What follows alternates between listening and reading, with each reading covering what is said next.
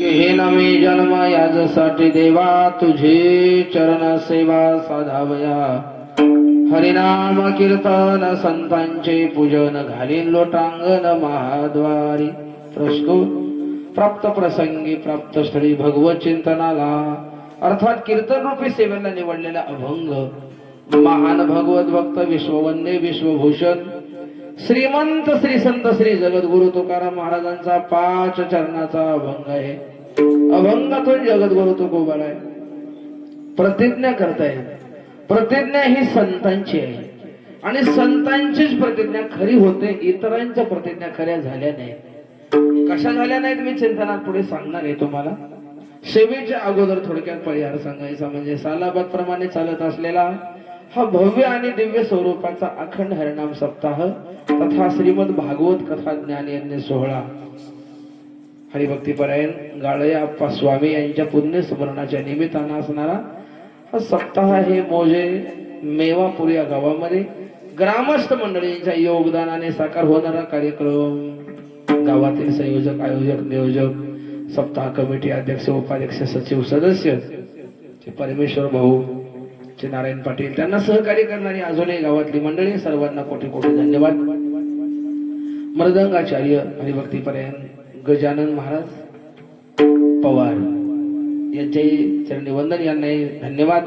गायनाचार्य गायन क्षेत्रामध्ये ज्यांचं खूप मोठं नाव आहे तथा कीर्तनकार हरिभक्तीपर्यंत रामेश्वर महाराज शल्लरकर हरिभक्तीपर्यंत रोहित महाराज ढोरसांगवी हरिभक्तीपर्यंत विष्णू महाराज इमडे शिकारा व गावातील संपूर्ण भजनी मंडळ बाहेरगावून आलेली भजनी मंडळ युट्यूब वाले मनोहर दादा जामकर सर्व माझे मायबाप मंडळी माय मावल्या यांच्याही चरणी वंदन करून चिंतनाकडे जाऊ. महायोग पेटे दे भे मारात्यम वरम पुंडरीकाय दातु महेंद्रे समागते तिष्ठन्तमानंद कंदम परब्रह्मलिंगम भजे पांडुरंगम. पांडुरंगा करू प्रथम नमन पांडुरंगा करू प्रथम नमन पांडुरंगा करू प्रथम नमन पांडुरंगा करू प्रथम नमन पांडुरंगा करू प्रथम नमन पांडुरंगा करू प्रथम नमन. हे पांडुरंगा करू प्रथम नमन नमन पांडुरंगा करू प्रथम नमन. दुसरे चरण संतांची दुसरे चरण संतांची त्यांच्या कृपादाने तसे चालितो त्यांच्या कृपादाने तसे चालितो. दुसरे चरण संतांची दुसरे चरण संतांची त्यांच्या कृपादाने तसे चालितो. बाबाजी सद्गुरुदास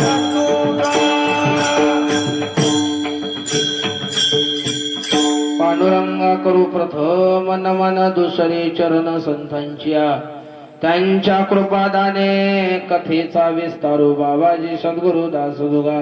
काय माझी वाणी मानेल संतांशी रंजवू चित्तासी अपुर्या सेवे लागी सेवक झालो तुमच्या लागलो निज चरणा. अहो स्वामी तुकया देवा यावरी न करव अवेर. नमो सद्गुरु तुकया ज्ञान दीपा नमो सद्गुरु सच्चिदानंद रूपा नमो सद्गुरु भक्त कल्याण मूर्ती नमो सद्गुरु भास्करा पूर्ण कीर्ती. गेही नवे जन्म याजसाठी देवा तुझे चरण सेवा साधावया. हरिनाम कीर्तन संतांचे पूजन घालीन लोटांगण महाद्वारे. जगद्गुरु तुकोबार आहे.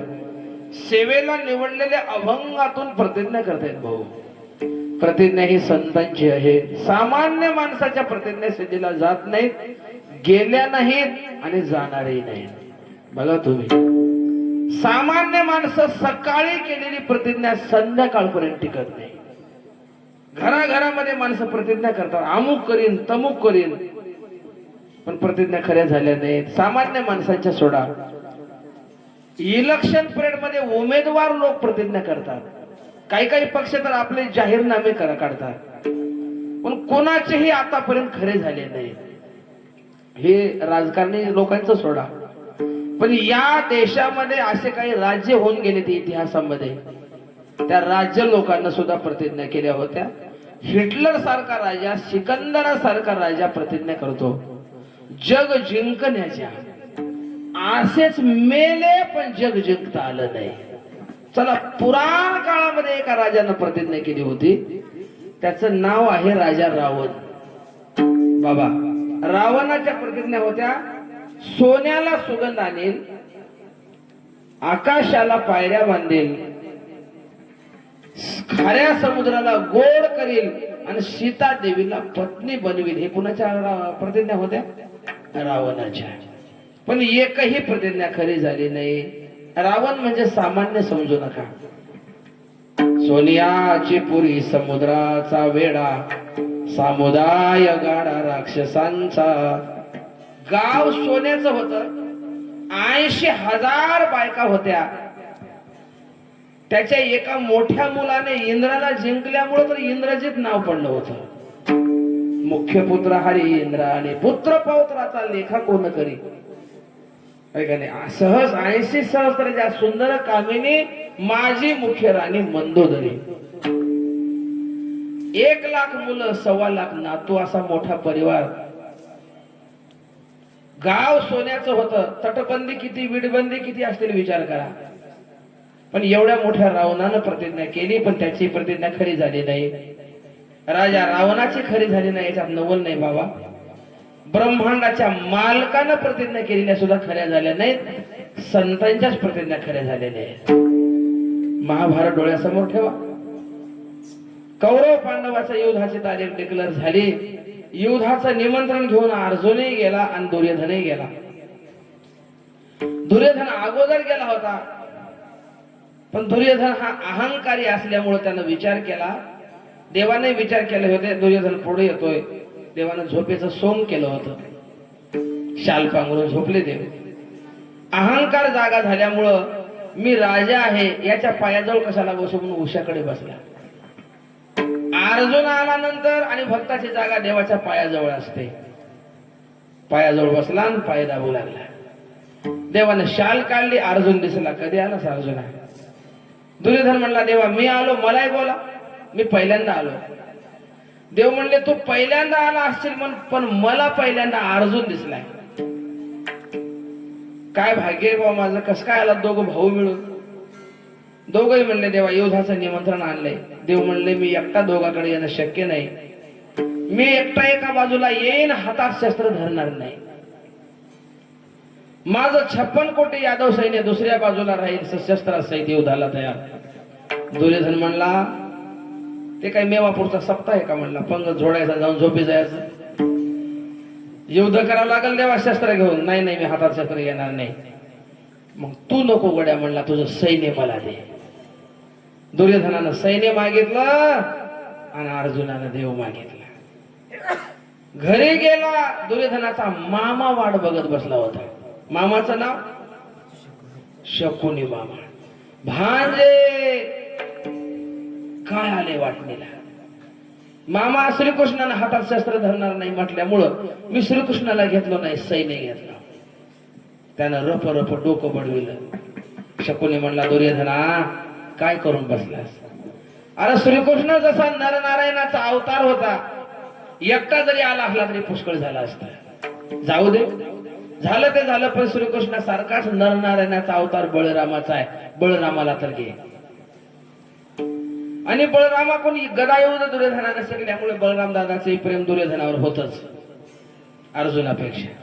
गेले, सेवा केली, दादा प्रसन्न झाले. काही मागायचे का दुर्योधना? हो दादा, तुम्ही आमच्या पक्षात या युद्धाला. परमबृहितता असतो. दादा तिकडे गेले. पांडव निवांत झोपले बाबा, पण देवाला मात्र झोप लागला. देव म्हणले, आता जर दादा तिकडे गेला तर माझ्या पांडवायचं कसं होईल? कारण का अवताराला येत असतानाच देवानं वचन दिलं होतं, तू वडील हो आणि तुझी आज्ञा मी पाळतो. आता तो वडील होईवा सर्वांना. पाळीन मी आज्ञा तुझी बारे, पाळीन मी आज्ञा तुझी बारे, पाळीन मी आज्ञा तुझी बारे, पाळीन मी आज्ञा तुझी बारे. आता तू वडील होईना सर्वांना,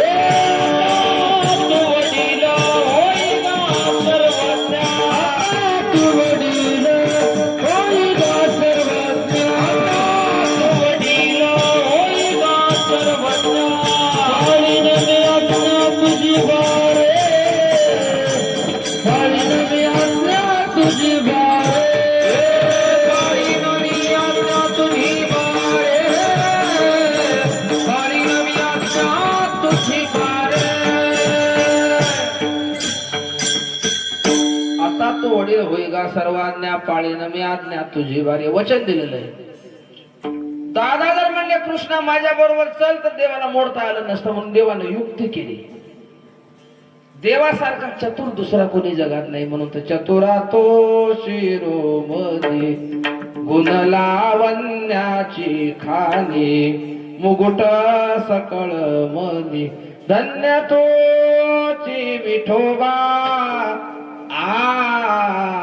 चतुरा तो शिरोमणी. मला एक जण म्हणला, महाराज मी लय चतुर आहो म्हणला. मी म्हणलं भाऊ तू एवढा चतुर आहेस तर तुला बनवणारा किती चतुर असेल, काय का नाही? त्याचा विचार कधी केलाय का? देव चतुर आहे. देवानं सेवक बोलवेला. देव म्हणलं इकडे. आढावा बैठक चालू झाली होती कौरवाची, युद्ध कसं करायचं. आणि दादा बैठकीत बसले. फक्त दादाला बाहेर बोलव. आणि का बोलवलंय म्हणलं, श्रीकृष्णाने नमस्कार सांगितला एवढंच. चिडले तर दादा, तिळाचा काय भाऊ झाला हे एक विचार. शेवट गेला. दादा बाहेर या, दादा बाहेर या, दादा बाहेर या. दादा उठले बाहेर आले. कस काय बोलविलं? काही नाही, तुम्हाला श्रीकृष्णाने नमस्कार सांगितलाय. काय मूर्ख आहेस रे म्हणला. तुझाही पोरकटपणा गेला नाही, त्याचाही गेला नाही. नमस्कार सांगायला बैठकीतून उठवायचा राहते का? राम राम करायला बैठकीतून उठवायची गरज आहे का? अजून काही सांगितलंय का? तिळाचा काय भाव चालू झालाय? दादा म्हणले मी काही मार्केट कमिटीचा अध्यक्ष आहो. 2-4 शिवाय दिल्या जाऊन बसले. दुर्योधनानं बघितलं होतं. दादा बाहेर गेले. कस काय गेलतो बाहेर? कोण माणूस होता बोलवायला आलेला? श्रीकृष्णाचा होता. कस काय आलता? काही नाही, नमस्कार सांगितलाय. नमस्कार सांगायला माणसातून बोलत करावं. खरं सांगा काय म्हणले? दादा म्हणले खरं दुर्योधना एवढंच बोलले, दुसरं बोलला नाही. नाही दादा तुम्ही काहीतरी लपवा लाव. खरं सांगा काय म्हणले? खरं सांगा काय म्हणले? आणि मग दादाचा राग तुम्हाला माहिती आहे. दुर्योधन म्हणला दादा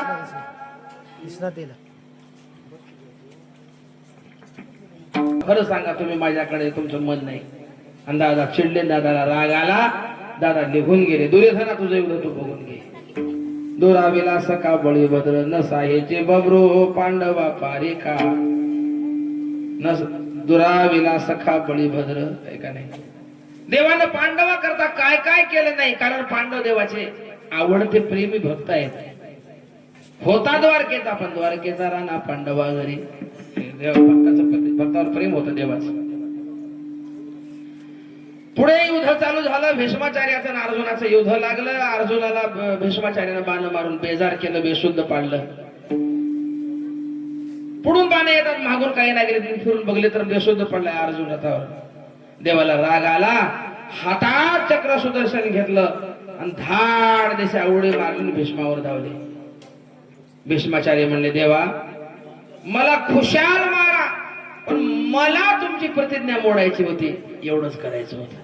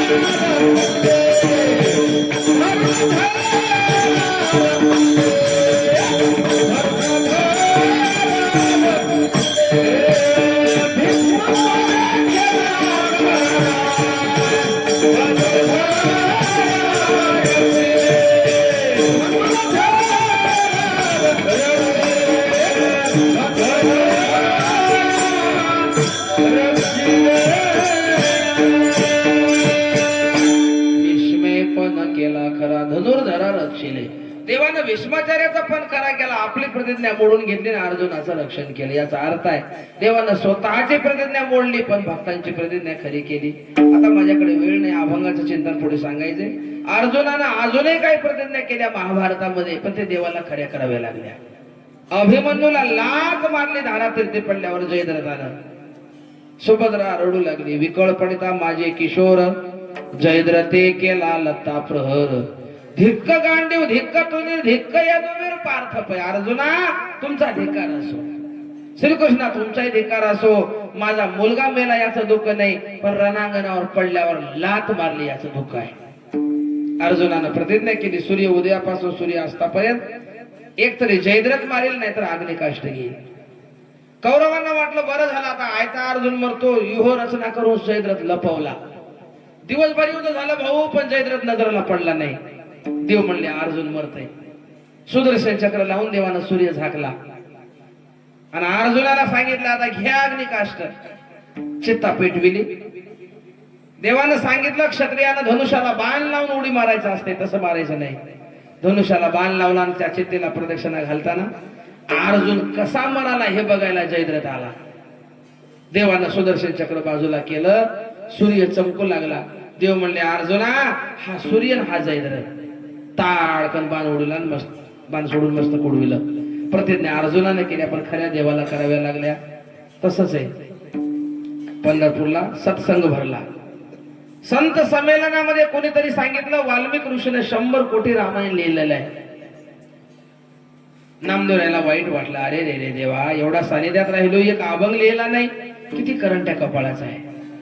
प्रतिज्ञा केली नामदेवरायाने, 100 कोटी तुझे लिहिना अभंग ऐक नाम्या म्हणे पांडुरंग.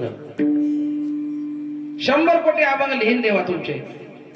देव म्हणले नामदेवा अशी वेळ्यासारखी प्रतिज्ञा करू नको. त्यावेळेला आयुष्य मर्यादा मोठी होती, आता आयुष्य कमी झाले माणसाचे.